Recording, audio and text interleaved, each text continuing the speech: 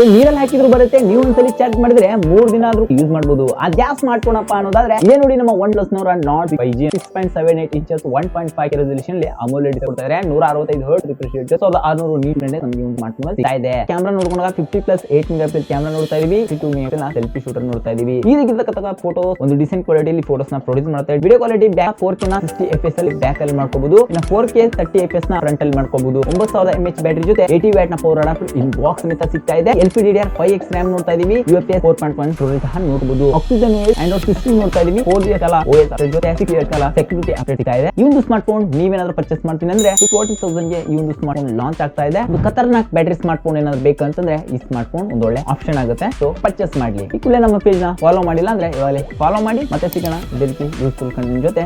Next ನಮಸ್ಕಾರ.